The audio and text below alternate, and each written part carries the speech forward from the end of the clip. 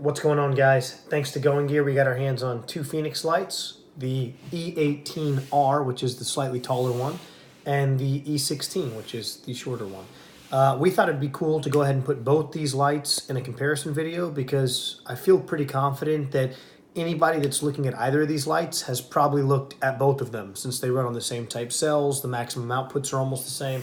They're almost the same size. So we just thought it'd be cool to show them beside each other, including beam shots beside each other as well. And just kind of give you a brief overview of how the lights themselves work. One cool thing to note, and I wanted to make sure I mentioned this, so I'm going to mention it now, is that both of them are magnetic. So they will stand on your refrigerator or on your car hood or what have you, which I think for little lights like this, that's one of the most useful features you can have. And you can also see that both have the glass down right now. You can see the difference in pocket clips. The E16, which is the one with the stainless pocket clip, it's actually got a reversible pocket clip, so you can actually carry it either way that you'd like.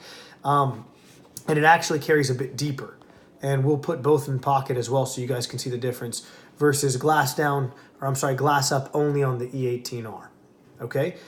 Something else that I want to notice that I'd like to show y'all while we're zoomed in a little bit.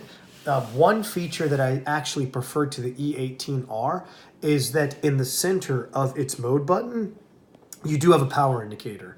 And I kind of wish they had implemented that in the E16 as well. It's not the end of the world that it doesn't have one, but I've gotten really used to running Claris lights for a while now, and I've just become very accustomed to knowing immediately what my power output's at. So that's that. You can see the differences in size there. The widths are pretty much identical, and I'm going to turn them on their side now so that the glass faces you, and I want y'all to see that the glass is pretty much identical too. Now, I don't know what kind of effect the pattern is supposed to have in the glass. I've never seen anything like that. Certainly, I've seen smooth reflectors, orange peel reflectors, but to actually have the glass textured that way, you'll see in the beam shots. I'm not exactly sure what kind of significance that plays in the type of beam that these lights have. But you guys will be able to see for yourself in a second. All right, so now, real quick, you're gonna see my handsome face because we're gonna go over the light user interface. Now, the interface on both these lights is identical, so you know if you can operate one, you can operate the other one.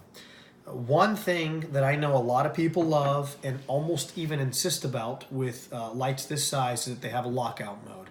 So good news and good job, Fenix. Both lights come with a lockout mode.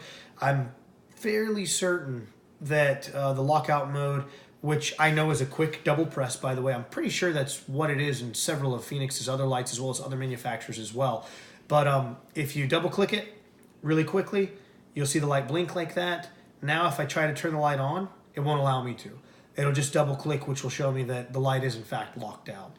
Thing I love is that you unlock it the same way you lock it, a quick double tap, boom, you're in the last mode. That the light does have mode memory, so you're in the last mode that the light was in. Then you click and long press to turn the light off again. Okay, so if the light is not locked out, like it's not now, you click and hold to turn the light on, and then with a quick click, you go up through the memories, through the different modes, I'm sorry. And I believe there are 4 on both of these guys. And then again, it's got mode memory, so I've got it in lowest setting now. If I click and hold to turn it off, and then if I click and hold to turn it on, it'll return back to low mode. Okay. If I click and hold from any mode, the button for more than 1.2 seconds, it goes into a strobe mode. Now, I want to say this. Both the E18R and the E16 have very similar strobe patterns. And I mean this in all seriousness. To me, just being the user of both these lights, this is probably the most disorienting strobe pattern I've ever seen. So even if you're using this as a small little camping light, if you hear a noise in the woods or you hear a deer or a dog or a coyote or something, I would imagine that this is going to be a very effective strobe light, especially in defensive situations. Not that you access it super quickly, and not that it was even designed for that. I'm sure they had some of that in mind, but the strobe is like as close to perfect as you can get in terms of its pattern on both these lights. So before we do beam shots, I want to put both these in pocket just so you guys can see the difference of how they carry. And I'm going to start by having them both glass up so that since you can only carry the E18R glass up. One other thing too, I didn't want to forget this. The E18R comes with it's magnetic rechargeable, so you do not have to remove the cell from the light. It has a USB to magnetic recharger that just magnetically charges up to the bottom side of the head without ever removing the cell. Just clicks right on, and it's actually got really nice tension too, so if you just have it in your car, for example, or plugged up to your laptop, I don't imagine it's going to go anywhere. I think that's a really, really, really cool feature. One other thing to note, not that it's a big deal, but the E18R actually unscrews to replace your cell from the tail cap, whereas the head unscrews on the E16. Maximum output on the E16 is rated at 50 lumens lower than the E18R. So 700 for the E16, 750 is what's rated for the E18R. Going into it now, guys, we're going to test the pocket clips. Here we go. And we're going to start. Do you think it would be just as beneficial to put, as small as they are, to put them both in my pocket on the same pocket to see how much of them sticks out, or should I go one at a time? Do it both ways. Do it both ways? Okay. So here is the E16, which is a smaller light. You can tell by the stainless clip. And I'm going to do it glass up, okay? So no tension on it at all. You can see it's actually a pretty deep pocket clip. Right, it's almost perfectly flush, the bezel of the light does, with the edge of my pocket, okay? And pull that one out. And just while I have it in there, guys, I'm also going to show you with the... oh, this is something else, guys, we thought was pretty cool. You see inside the clip on the E16, you've got an extra piece of like triangular metal there. That's why you just saw me struggling to kind of put it onto my pocket when it is glassed down. I imagine the tension's really good, and I actually like that because for a light this small, it's pretty easy to escape from you. But that thing, and you can even probably see on the side, the bottom end of the pocket clip doesn't even touch the material of my pants because it is so firmly pinched by the triangle. So it's not, I don't imagine it going anywhere at all. But that is the light with the pocket clip glass down. Now real quick, I am going to put the E18R glass up. You can tell it doesn't fit as flush. The bezel rises just a bit over the pocket line, but the tension was actually pretty nice. I don't think it would go anywhere. Now, while I have the E18R in this pocket, just for kicks and giggles, maybe if I put this the right way, you'll be able to see the difference in the amount of head that sticks out of pocket. I am stretching the material, guys, just because the pocket's obviously angled, just to make it a fair fight. But in person, I would suspect that just from looking down in my own pocket, it looks to me like the E16 has less bezel sticking out of the pocket than the E18. Let go of the pocket and see how it is. And I'll also turn it around to where I'll put the E18R up top real quick. And the did you get a good enough shot with it the other way? Okay. Just so we can see it both ways.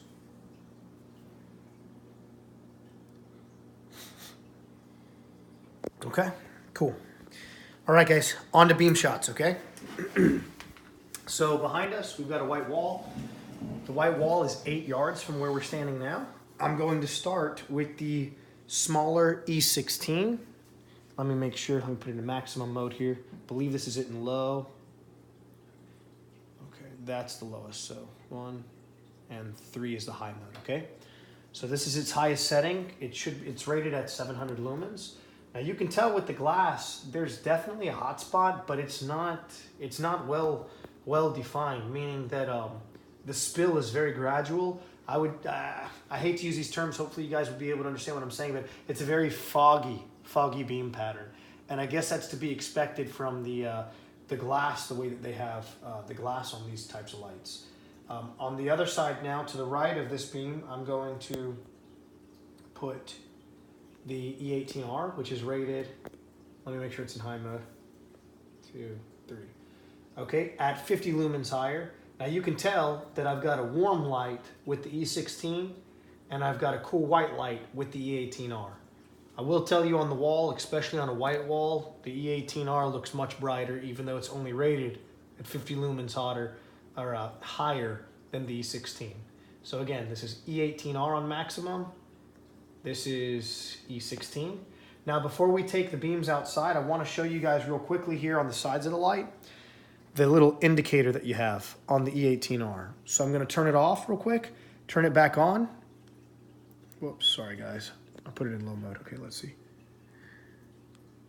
It was just showing me a green light before. Maybe in the center of that button, I'm sorry guys, I'm sure it's me that's the problem and not the light.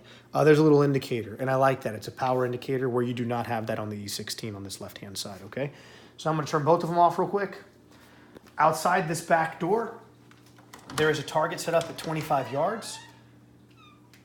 Honestly, guys, these lights are not designed to be tactical lights. So we're not doing this to suggest that this is the light you would want to have on you, but rather we're just saying if it's a light you could use in a situation like that. Here goes the E16 first in high mode. And I'm trying to put as central of the hotspot, if there is one, as I can on the 25 meter target, which is the 3 little orange circles. Hopefully you can see in the camera if it comes up there on the top, kind of on the top of that hill there. Okay, and now leaving the E16 on, I'm going to turn the E18R on top of it. Okay? Sorry, I didn't have it in high. Let me see. Okay, we're gonna try this one more time. Here we go. Here comes the E18R in high. Not strobe. Okay, here it is on high. On top of it. It is a much, much wider light. And whether it's 50 lumens more or not, I couldn't tell you, but it looks substantially brighter. Again, this is just the E16 by itself, and then this is the E18R on top of it. Normally, I cut off the other one and just show the E18R, but I think this speaks for itself. Okay? And I forgot, guys, that I didn't show you guys the strobe modes. So let's cut these off and go back to the light real quick. I want to show you guys just how disorienting the strobe is. Let's turn on this. Actually, no, I'm just going to put it on the wall itself. Here we go, guys. So here's the light on high, or not on high, I'm sorry, but just on, and here's strobe. That's the E18R. You can tell that it changes up its variability, so it's like, it's constantly changing pattern, and in all seriousness, if you're like epileptic, do not watch that, because that's going to hurt you. A little late for that disclaimer. Yeah, a little late for that. I'm sorry for that, guys. Last note, I think both these are really cool lights, guys. I do want to say that E16 is getting hot in my hand. Now, it's been on for a minute, to be fair, and it's a small light, but it is getting noticeably hot in the hand, noticeably hotter than the E18R is. I don't know if that's just because I have more real estate away from the head on the E18R and the way I hold it, but the E16's gotten pretty hot. So, hope you guys enjoyed it. Thanks for watching. Stay safe. God bless.